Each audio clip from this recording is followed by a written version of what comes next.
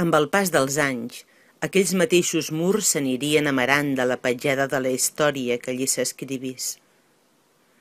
Moltes espelmes serien els testimonis muts i cremarien cada nit deixant la seva aroma dolça, encara que il·luminessin morts, dubtes, revelacions, qui sap si traïdories.